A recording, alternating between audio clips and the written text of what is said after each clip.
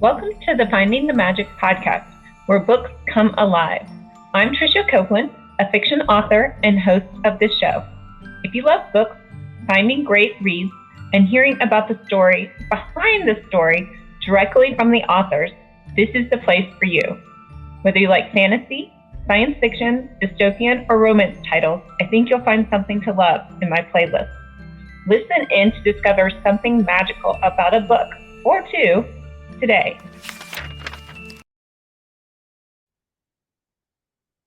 Hi, Jennifer. Hi, how are you doing? I'm good. How are you? Good. I'm super excited to have you here today. We have Jennifer L. Armentrout. She is a YA fantasy author. Do you cover other genres too, or am I only seeing that one? Well, I write in pretty much all the main age genres, young adult, new adult, and adult. My fantasy stuff is considered new adult or adult, or Okay. my newest fantasy stuff. And then my paranormal usually are young adult. And then contemporary, I kind of bounce back and forth between like the age. But I mean, it's so hard now, I think, to specify, reading ages because there's so much crossover. There is. And, Between I mean, the rules that I knew from the beginning was call it the age of your character, but it might be a clean new Mm, adult or it might be a PG-13 adult book, right? So yeah. we have all those elements. And I guess I best know you for your fantasy, and I didn't realize you wrote romance. So that's a fun. Maybe I'll ask you a little bit about that too. But your new release is coming out, and next week, A Born of Blood and Ash, which is the finale to the Flesh and Fire series, correct?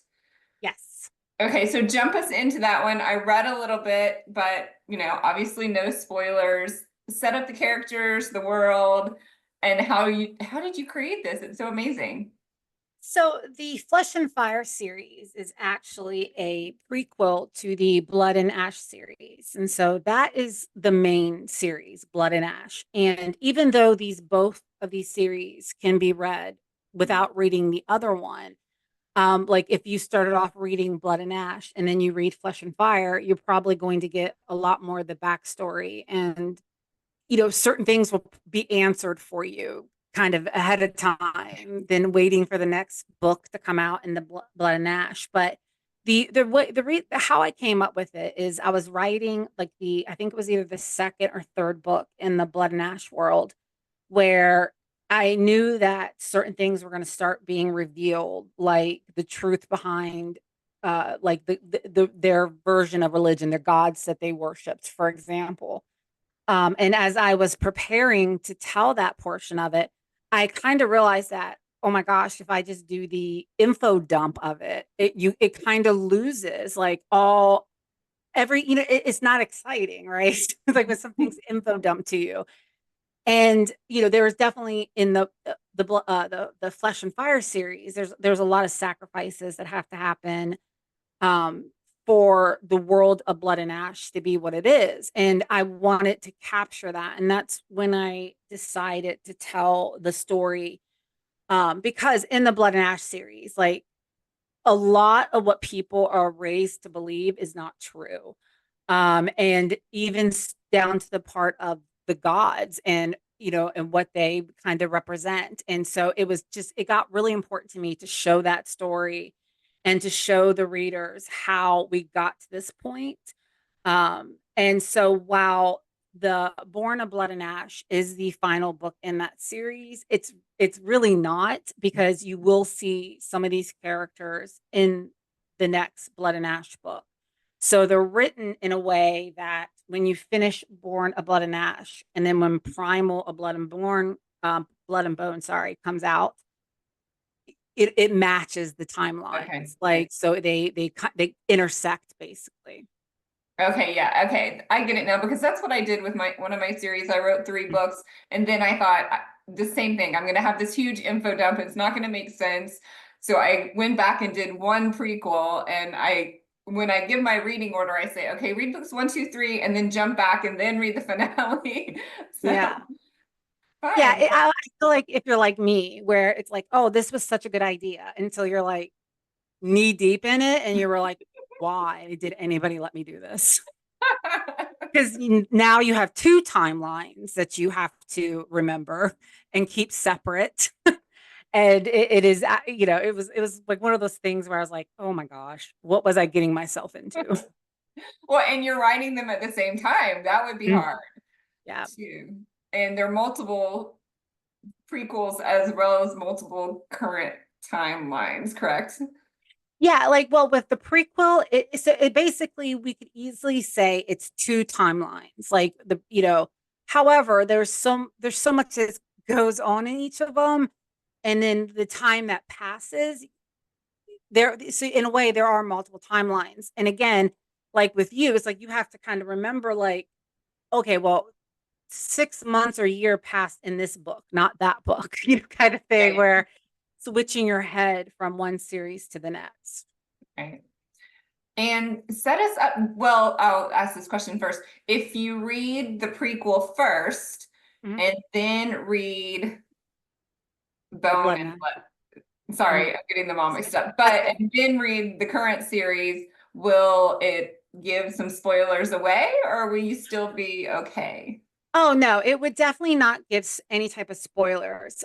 What it would do is it would, and even if you read Blood and Ash first, you're definitely not getting spoilers, because there's quite a bit of misinformation in there, and misdirection. But what it does, it would help you probably understand certain things better, like why the society is the way it is, how the hierarchy was determined. The only thing that you may have is probably more suspicion towards like certain groups of people, because you would have seen them um, in the prequel. But that doesn't necessarily mean that that makes them bad. But like I think that you would, you may be a little bit more suspicious and maybe less accepting of certain things. That makes sense. Well, set up the characters in the world for us. So someone coming in, not having read this at all, it looks like you have, well, at least in the prequel books, you have gods warring with each other, perhaps. Yes.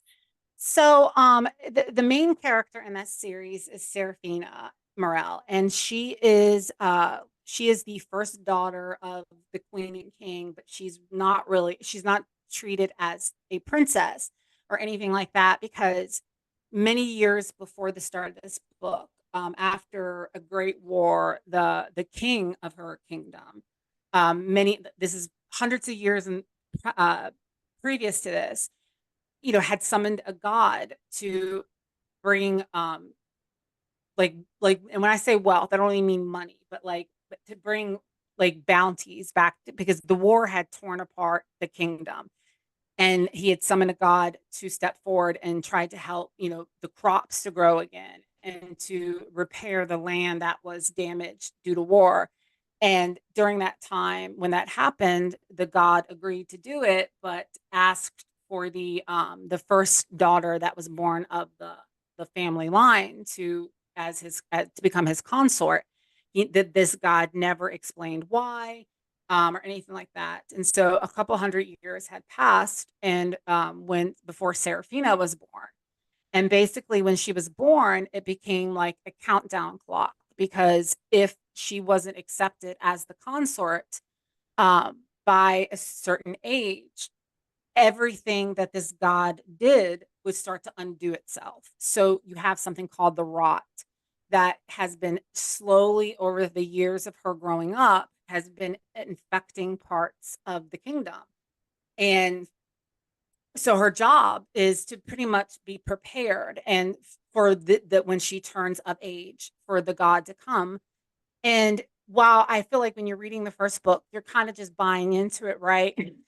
But like it is addressed in the series as it progressed, the fact that you're taking this at one time, like she is older, obviously, when she's of age, but she was groomed her whole entire life to be this. But there's a little bit of a trick there, because she has been told that the only way to stop the rot is that she has to kill the god that made the deal. And so she's trained, obviously, to be like, the perfect quote unquote wife or seductress, but at the same time, she's trained to kill. And you start off with her, and I'm not going to say this is a spoiler because it happens like immediately. She's rejected. The god comes and is like, yeah, I have no interest, sorry. Peace out. Oh. And so she's like, well, no one was expecting that. And so she has to deal with what she feels as being a failure because her kingdom is literally dying. And eventually it will spread past her kingdom and affect the entire realm. So at that point, it basically becomes like this story of finding out why this happened. Why did this god ask for this and then reject her when it came? And at that point, like what starts off as being like a really personal quest for her, it starts pulling back the layers and realizing that this is much bigger than her. And the books really focus on pulling back those different layers and learning that what even they were told wasn't true. And you end up at that point meeting some of the other gods and what we always like to call the big bad, like the big villain. But it's has a lot of adventure, a lot of fighting, but at the heart of it, it's a romance that has all these other elements. And so it definitely also has a lot of personal growth. One thing with my characters that I like to do in fantasy, and it to me, because it's like no matter how powerful those characters are, I like to show them, having what I feel like are realistic struggles. Like with Sierra, it's anxiety and, and also depression that stems a lot from how she was raised. And, and it takes her a while to acknowledge that and to face that, or for her to even admit that how she was raised was so wrong. And because all her choice was stripped from her before she was even a figment of a family's imagination. And having her also deal with that. I can imagine that at some point she's going to get really pissed off about that. Oh, she does. Yes. I'm hoping for that. That's what I want. That's the part I would want to read. Yes, that definitely happens. Probably more than once. And do they have magic or is it no? No, so they have a form of what is called like basically I'm always very heavily inspired by Greek mythology. Okay. I've always, since I was a child, I was just obsessed with it. So some of these words you may actually, recognize, but like in Greek mythology, ether is like the substance that makes up everything.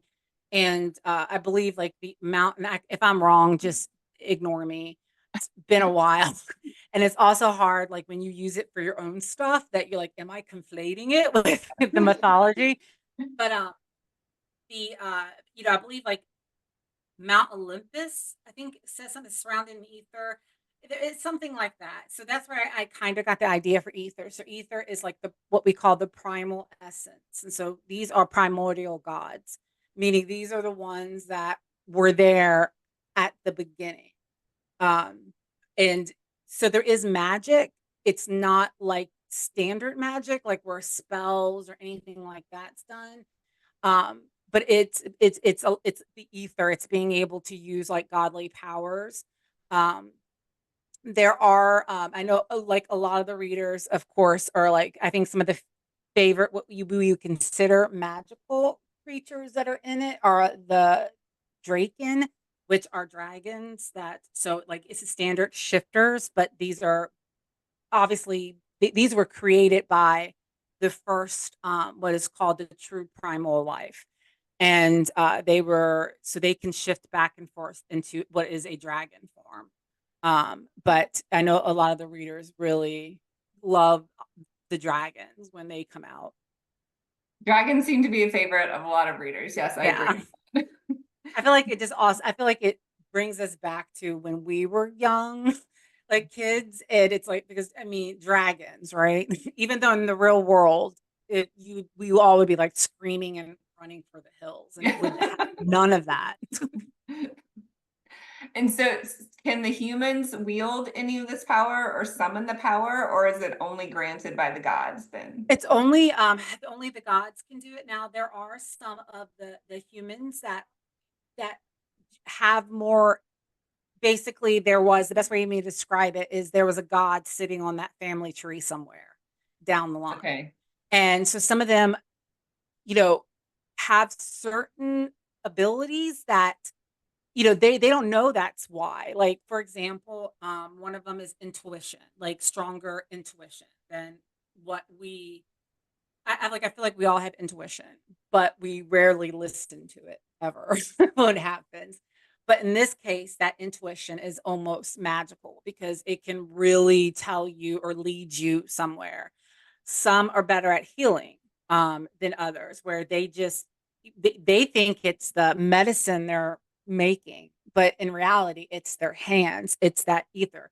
But they aren't necessarily aware of it because it's so many generations down that there was a god that was probably doing something they weren't supposed to be doing. Like it's ingrained in their heritage or Yeah. their DNA almost. Interesting. Yes. And you just kind of, maybe I won't say you glossed over it because that was me interpreting, but you said this is mainly a romance series. Do you Yes. consider it like a romantasy series? I mean, I know that's like a new hot term right now. Well, you know, so yes, it's 100% a romance. It's so back in the day, we used to call that romance with a fantasy genre. It's like it's always existed. And while I love that we obviously that it has been given a new name, I think it's like romantic. I mean, it's impronounceable what they call it now, romantophanis. I don't know. Like it's just it's two words people have meshed together, and I mean I think it's great because it gets attention on it. But fantasy romance on some level has always been there. It's not just it's usually not the fantasy you're seeing right now. I don't know, like if you remember back, I always say back in the day, let's say about 15 years ago or so, one of the biggest genres was what they called urban fantasy. And urban fantasy was fantasy that took place in our world. Like so some of the like Nylene Easton is an example, her Guild Hunter series where, you know, they're basically these archangels rule over the human world and everything else is normal except we have angels running around. But that was really big, and it was really big for romance. Like most of your urban fantasies were romance or had strong romantic elements. Fantasy, however, really did not like have romance in it.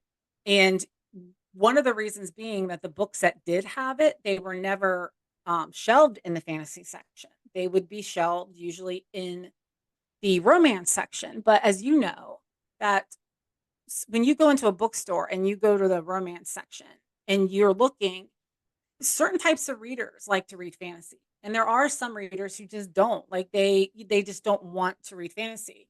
So with it being always in the romance section, it kind of hurt it because they couldn't put it in the fantasy section because it just wasn't a thing.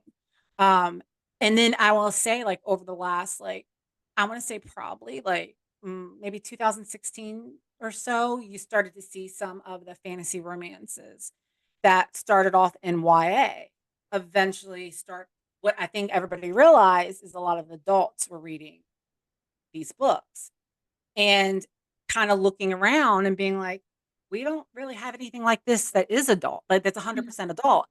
And so I think that's when you start to see the door opening on that.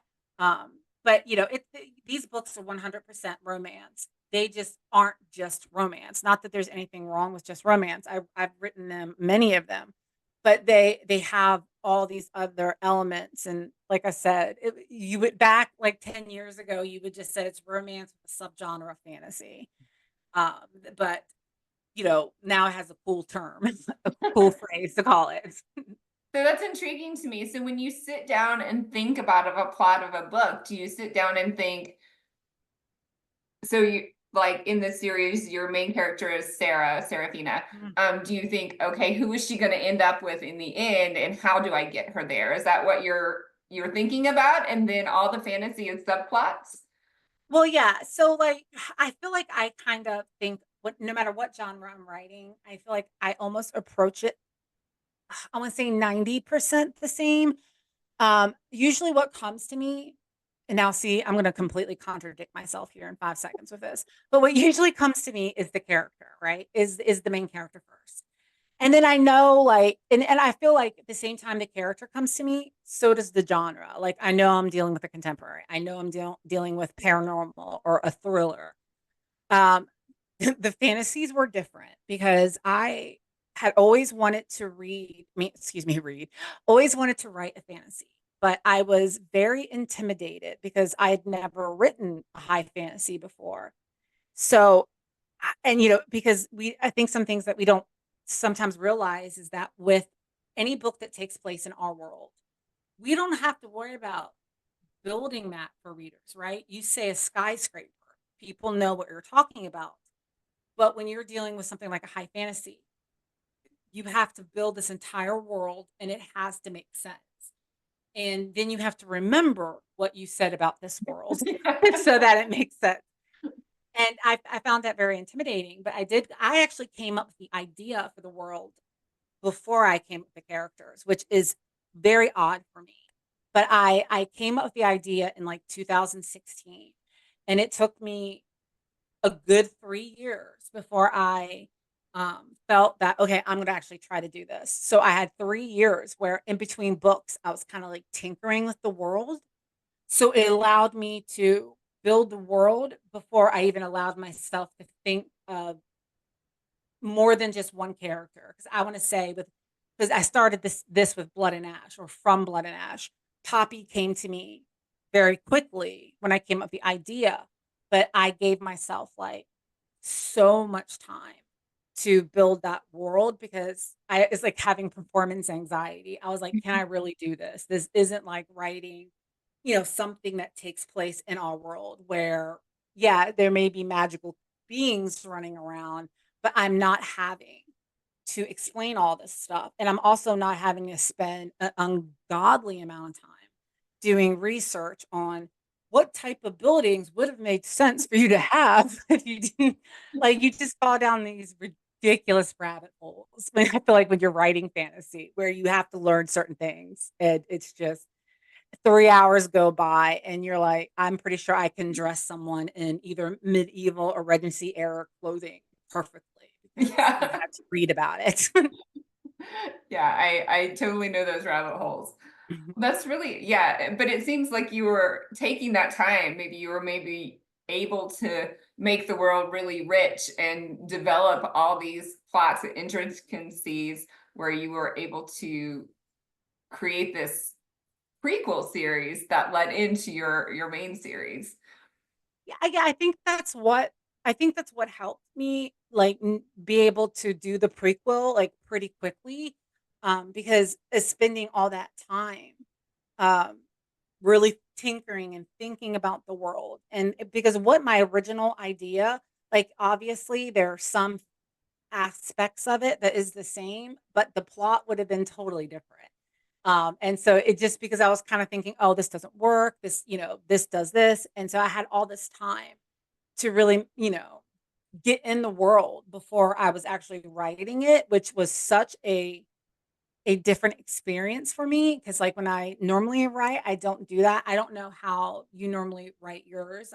I don't know if you do that. Like we spend more time before you start writing with buildings, the realm, the world, or the characters. Yeah, well, it's funny because I came into fantasy as an urban fantasy writer too, YA urban fantasy, and that felt easier to me. Yeah. And then from that series, I did a crossover series, and it's still contemporary, but it's not urban because it's a world beneath our world. So, but it's Yeah. urban. Anyway, so Also, yeah. also, what do they call urban fantasy now? Because it's not called that anymore. Well, in Yeah. urban fantasies to me, when somebody presents an urban fantasy to me now, it seems more like it'd be a crime series with paranormal characters almost. Yeah. Yeah, so what I just call it now, I'm like, it's contemporary fantasy. That's the only thing I can think of because I'm like, I know they don't call it that anymore. And I never understood why they called it that.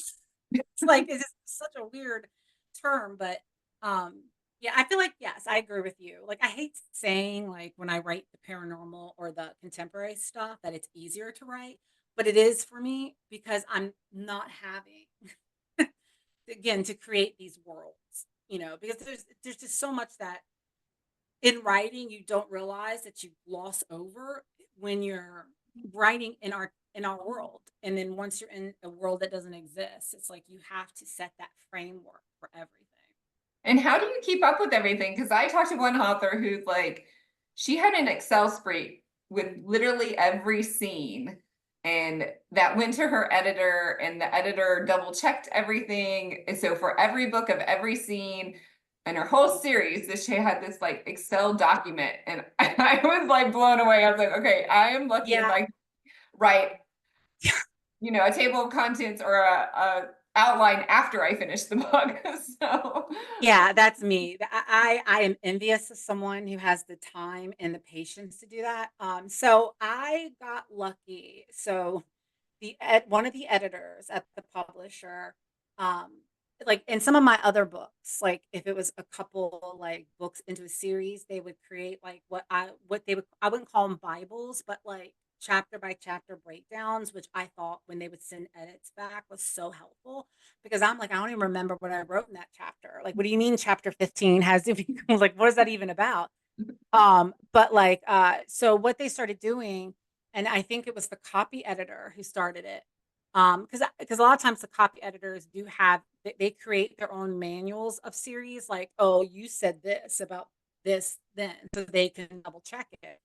Well, that grew and grew until it became a Bible. I mean, so the editing team, like they end up having to create for themselves like these it is the amount I printed one of them off once for um A Shadow in the Ember, which is the first book in the Flesh and Fire series.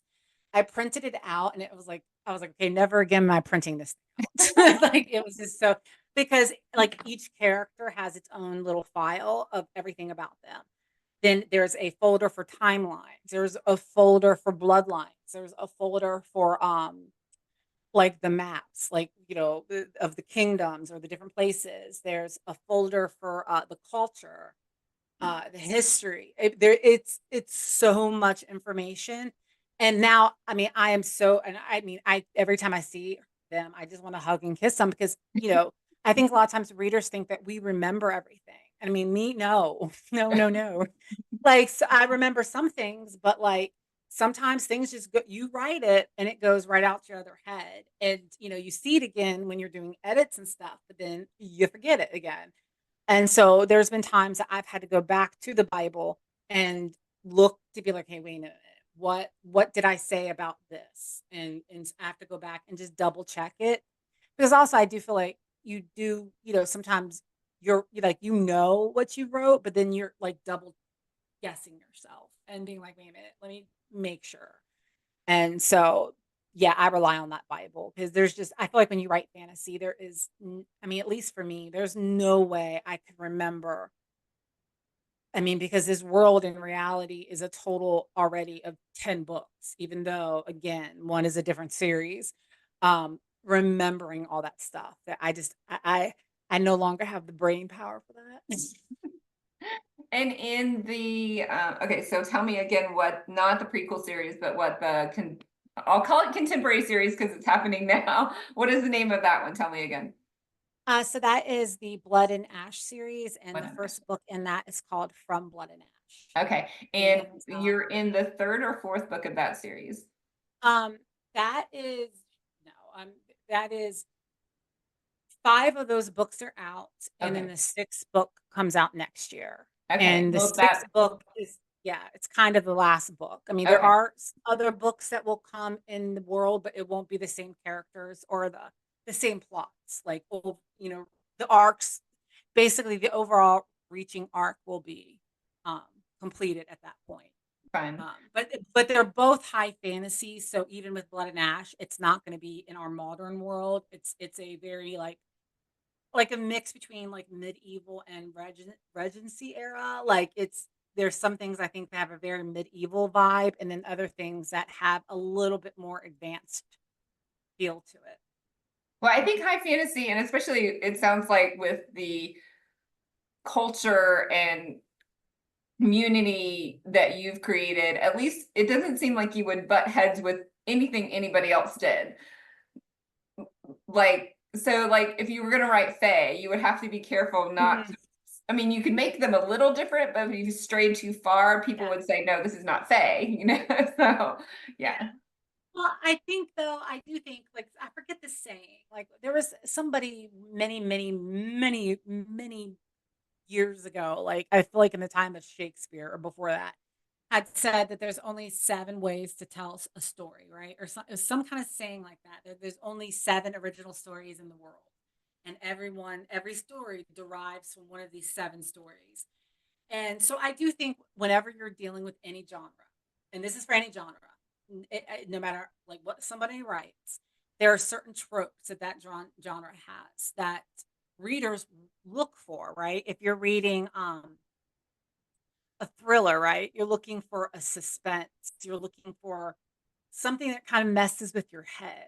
If you're looking for a horror, you're looking for something that's going to scare you. And in each of those genres, I feel like you see things you're going to recognize, like because they're going to employ certain tropes. So, but the whole thing is, I feel like it's what you do with those tropes. Like with fantasy, I feel like we all know there's going to be a certain things that are going to happen. There's always a bad kingdom or a bad, or like the royalty died, and now there's a fight for the throne, or there's a hidden prince or princess. And I feel like no matter what, if it's just mortals or it's fae or shifters or vampires or um, any of that, it still almost has those certain tropes that builds the framework, but they don't read the same. And that's because it's like what you do with those characters and that plot is why I mean, at least you hope that Right, definitely. oh yeah, like but like yeah, so I mean, I feel like it's like you have to always, it's like you have to retell. But I will say certain things like fae would be difficult because like there's been a lot of fae, right, in the years, and then there's really popular books that have that, and so it's like it's like what would you do to make that different? And I do think that can be difficult. Like that would be another thing for me, but I have to spend another 3 years trying to figure that out. Well, yeah, I totally agree with that. And I did write fae, but I didn't read any fae to start with. So that was my mistake. But now I'm like, my fae are really different. Because I didn't read anything beforehand. So yeah, and I think that sometimes it's better. Like some people will tell you, no, you need to read that, right? And then other people will be like, no, because you know, it's gonna unintentionally put things in your head that you know what I mean, like because when you're writing, you're inspired by everything. You know how like when readers ask or someone asks like what inspired you, and that's always been so hard for me to answer because sometimes I can't tell you. It was multiple different things, and sometimes it's really weird shit, like a commercial I've had it inspired me for something. For the Blood and Ash series, it was the 2016 Olympics, and these books have absolutely nothing to do with the Olympics. And so it's like I can't explain that. And so I'm the same way though. Whatever I'm writing, I cannot read. Oh yeah, definitely. During that times. Yeah. So if I'm writing fantasy, I have to read like contemporary or something like that. Like because I just don't, because for me it also feels like I'm working because I will start comparing what I'm writing to what I'm reading. And I feel like you also don't want to be unintentionally influenced or take on the voice of what you're reading. Like where you almost start mimicking what you're reading in your writing. And so I always try to read something vastly different when I'm writing a genre. That's exactly what I do. Yeah, I'm on my sweet romance kick because I'm writing my fantasy right now. So yeah. So how did you get your start? What was your first book? What led you to be an author? So as cliche as it sounds, I always wanted to be an author. I grew up very, very, very poor. So during summers, like we didn't go on summer vacations. What we had, my mom would walk my brother and I to the town library. So reading was kind of like the vacation. It was escapism. That was purely what it was. And so I really at a young age got into a lot of reading. And I feel like if I remember correctly, we would go to the library, I think every Friday. And I don't know if I'm sure they still do this, but like when you donate books to a library, they usually cannot put them out on their shelves to be loaned. They usually they'll give them away for free. Or if they're doing like a charity sale, they'll sell them. And so there were these racks of books that you were allowed to keep, and they were always historical romance novels.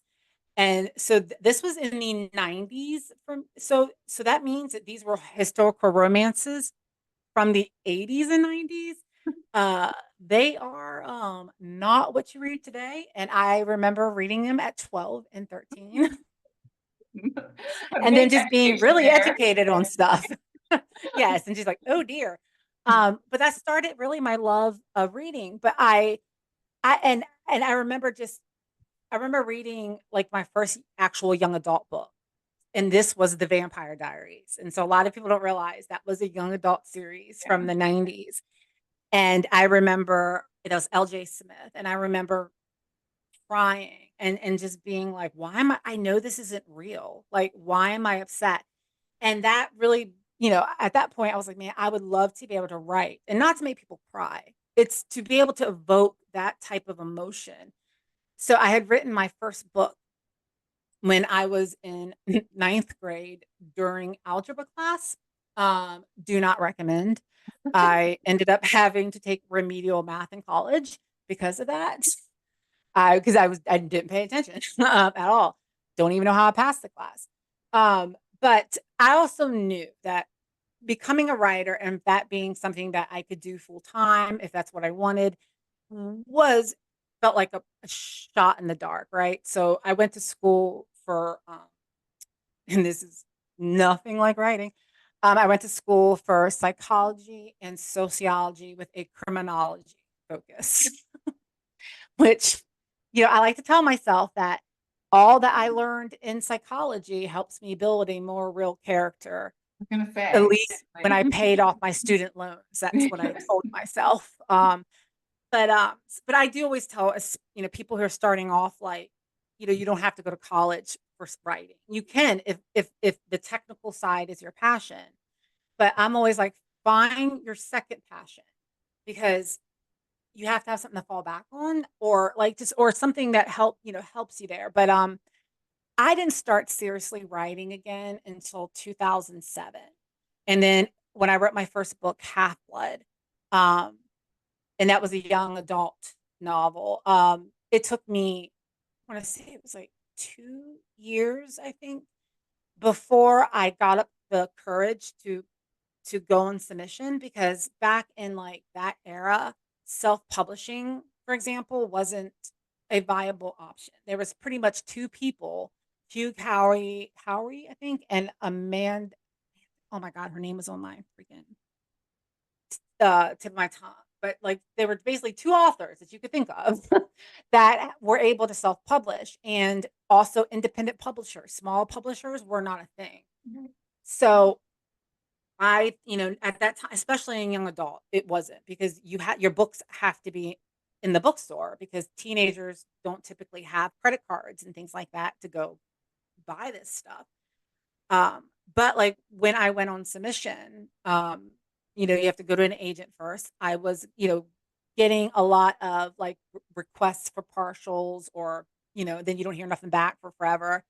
And then I saw this piece of advice. Someone said that when you're sending your first book out in submission, you should be writing your second book that's unrelated to the first book, because if that doesn't sell, you have something else. So after I finished my second book, I thought, you know what, I'm going to try like one of these small presses, because in around 2009, 2010, small presses were also a new thing for doing commercial fiction. Like most of your coffee books, your certain things like that come from small independent publishers, but usually at that time, not what they call commercial fiction. And so my first book deal was with a small press. And after that, I did get an agent who had rejected me first, beforehand on a different book. And then I submitted another book to her. And I like to remind her often that she had actually rejected me first. But so I went like a very non-traditional route, like my first couple books, because when if you deal with traditional publishing, especially then, is like the book that I sold it was to Disney Hyperion in 2011. I don't think that thing came out until 2015 Oh, or wow. 14. It was ridiculous. Like how long it took. But I ended up getting another publishing contract in YA with Harlequin Teen. And I do think that came out before the Disney book did. But also I was working with a small publisher at the same time. And those books were coming out 3 months apart. And so even though my publishing journey, the start of it was really non-traditional, I was able to build up a readership pretty quickly and a backlist pretty quickly because, small publishers or medium-sized ones now, because many of them are larger publishers now or medium-sized publishers now, they could publish things quicker and they could react more quickly to certain things. So also during that time, bloggers were the big thing. So it was like, and TikTok, Book Talk did not exist. It was book bloggers. And I just got like really, really lucky with getting the support of some of the book bloggers. Like they just had picked up the book. Because keep in mind again, back then, small press and indie books were not heavily supported. That you could not find them in a bookstore. Barnes and Noble was like, LOL, no. Like this was not a thing. And keep in mind, that isn't even until recently that Barnes and Noble started putting small press books and indie books into their bookstore. And that really was thanks to Waterstones taking over and kind of changing how they buy their books. But it was a very unorthodox way of starting. And I remember, I think I received, and I still have them in my email. I refuse to delete them. I think it was 169 rejections before I got my agent. And, and so that, that just shows you like sometimes, because I think we hear about like the best stories, right? The person who wrote one story and got multiple agents interested and then it went to auction. But that's not how it is for the overwhelming majority of writers. You spend a lot of time in the slush pile. Yeah, I was going to say, I haven't talked to any authors who had multiple offers. I've talked to most who have that 150 rejections. So. Yeah. And the thing is, they're out there, but they are the rarity. They are the rarity. And usually, and it's not because somebody was better than somebody else. It's usually, as I always believe, it's timing. Somebody wrote something that somebody or some people were looking for at that time. And, and a lot of it, and I think sometimes that's hard to swallow, that there's such an uncontrollable factor, no matter what phase of your career you're in, that you can't control. It's like the special sauce in the Big Mac, like just, or the moon phases have to be, correctly lined up for you. But I'm glad I started the way I did because it allowed me to, have control even with the publishers, because I knew how certain things were done. And so it allowed me, I feel like, to have a voice when I was dealing with the publishers because I knew how publishing worked at this point. And I feel like that's another advice I give authors, like learn how books are published, learn what they do, because you will then understand certain things better, but also start to notice when maybe things aren't being handled in the best way. That makes sense. Yeah, that's a really interesting journey. It's interesting to me that you have so many different publishers with all your series and books. You mentioned that most of your books are very character-based. Do you have I mean, I know you have a lot of books and a lot of series, but do you have general themes that are your favorite that you feel like you gravitate towards? I feel like like I like to have themes that in most of my books, there are themes that you don't really realize it that is there underneath everything. And because I often feel like whenever we're trying to make a statement or to show people about certain disorders or anything like that, that when you're shoving it down, people feel like you're shoving it down their throat. Also, as being a big romance reader, for the longest time, one of the things I noticed is that you never had romances where the character had a mental health struggle. And if they did have a mental health struggle, that then translated into the relationship and the sex almost being a consequence of the mental health struggle, where they engaged in risky behaviors and things like that. But if you really think back about any book that you read that people had mental health struggles, like anxiety, depression, something that the vast majority of people in the world today have or have struggled with, there is no happy ending there. There's no, for the longest time, there was no romance there because that was the sum of who that person was. And as somebody who comes from a field of psychology, that just would irk me because I'm like, they're just like you. Like, we're just like you, right? You just have this one thing that maybe flares up from time to time. So you'll notice in a lot of my books, like fantasies, paranormal, contemporary, there are often like struggles there. Like this series, Flesh and Fire, Sierra has anxiety and depression that she deals with. And then, in some of my contemporary books, like I have a character who doesn't realize that she was self-medicating with alcohol, but at the same time, these were romances. Like, because what I used to always think when I would read romance, and young adult was the same way, was, oh, so if I have depression, then I can't expect to have the love of my life. I can't expect to have this adventure. I can't expect to be able to become someone powerful one day. And so you'll notice in a lot of my books, the characters will have certain things like that because, again, it's not the sum of who that person is. It's just a part of them. And I wanted to put that in the book. So I do have those types of things, but it's not done in like an after school special type of way, like where it's just a part of the story. Yeah, I like that theme of, being the whole person and just looking at one part of their life doesn't predict what the rest of Yeah. their life is going to end up with or their potential in whatever area you're looking at, whether it's falling in love or whether it's Yeah. attaining a degree or anything like Yeah, and that. I think that we definitely are seeing more of that now. I think as like, because you really, when you think about like in society, the stigma of like mental health has only just begun, probably in the last couple years, to really start to kind of lift enough that where you have people who you would never guess coming forward and saying, I struggle with this. I go to therapy. I have to take medication. I have, and it's, you're starting to realize now where it's not something to be ashamed of, like, or hidden, like it has been for so long. So I do think you definitely are seeing way more books now with that in there. But yeah, it was just one of the things I always noticed, especially coming from the field of psychology.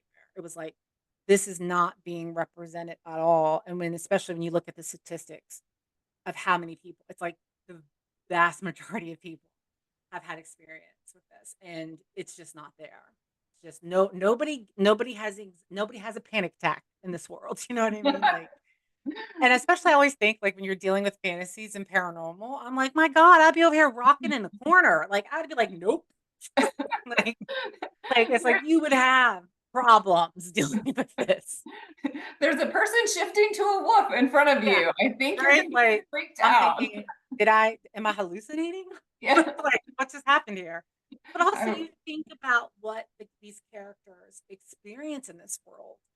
I mean, like you can just think of, let's say, something that a lot of people have read or watched, like Game of Thrones or House of Dragon. that is some messed up stuff. Like you're not going to be okay. I'm sorry. And if you are, you're a sociopath. Like you're not going to process this really well. And I feel like that's like, I feel like it makes it more realistic because I know when I'm reading or watching some of this stuff, I'm like, oh yeah, I would just call it quits at this point. Like there's just no way I recover from seeing my father get beheaded, for example. Like there's things that I feel like it just makes these characters more real because they react, I feel like, how we would react in that world. Where eventually you have to pick yourself back up. You got to put yourself back together. And but like I feel like sometimes when we see these things, it's like everyone's just like, oh shucks, that sucked. I gotta move on. And you're just like, nope. Yeah, it's interesting. Sometimes I think about it like medieval settings or Middle Ages settings, and life was, or even before that time, like life was so much harder. Like you were fighting for like your survival left and right, day and night, and getting food and all shelter and staying away from the cold. And maybe seeing more death and tragedy and sickness. Oh yeah. I always go back and wonder if it felt different to them because it was just more normal. Not I that it think would be as sad, but I always wonder, yeah, like, if they you were get hardier this. folk than we are. Well, I think what it is like, so like as we all know, like let's say back in the medieval times, because that was just a sucktastic time of history all around for everybody. Um, People had mental health concerns back there. I mean, back then, people had schizophrenia, people had you know, bipolar, depression, whatever. But the one thing that people didn't have was the luxury, and I hate to say luxury, but in context to that time, right, that era, you couldn't afford to take time off to deal with that, right? Like you to survive, you had to pick yourself back up. Um, and you had to keep going. But I do think what happened is people got desensitized to death and loss and disease because you saw it since birth. Like, you know, especially if you grew up during any of the plagues that were, you know, coming back around every so many decades. I mean, it's I imagine for them is they got desensitized to it where it's and especially if you were considered like a commoner, a poor you were poor, you know, you had no choice but to kind of like shake yourself off. But I think the difference is it's like when you're reading a book and you're in like the head of a character, it's like I'm always like, I want to see an acknowledgement of what you just saw. Like acknowledge, like, you know, oh, you know, the effect that it has on you. Because I think that, you know, you can have trouble dealing with something like that at the same time you're picking yourself up, right? Right. You're Yeah. like it's like us in real world. You're still going to work. You may not be handling something well, but you're still getting up and you're still going to work, and people don't realize that you may be struggling with something. Um, but yeah, in the Middle Ages, man, that was not a time to be alive. No, it was not. Well, this has been so great having you here. I love to end with this final question. Hopefully it won't be too much of a stumper. And you can pick one book if you want, or you can pick like overall theme. But if somebody picks up your book, what's the thing you love for them to get out of your book or experience from reading one of your books? Honestly, I think for any of my books, what I would want for them to get is an escape. I want them to be able to read any of my books and forget about everything that's happening in their life. Because as a teenager, I felt like that is what kept my head above and kept me floating is the escapism. And that's what I want from any of my books is that it allows people to take a break and not have to think about things going on in their own life or going on in the world at that moment just for a little bit. And, you know, any of my books, that's all I hope for. People pick it up. That sounds like so much fun. I'm all about escapism. So I will be picking up your romances soon. Well, thank you, Jennifer, so much for being here. Tell us Thank where you. we can find you in your books. You can head over to my website. It's jenniferlarmentrout.com. From there, you can sign up for the newsletter, and you can also join the reader group, which is where I'm mostly seen at online. Fun. Well, yes, I'm sure people will want to be there. And thank you again. And I hope that you'll come back when your next book releases. Thank you. Thank you for having me. Have a good night. Bye. I hope you enjoyed this episode of the Finding the Magic podcast. I'm your host, author and podcaster Tricia Copeland, and I love getting behind the scenes. If you like the podcast, make sure to subscribe and stop in each week to discover new authors and books. Thanks for listening, and until next time, keep finding the magic.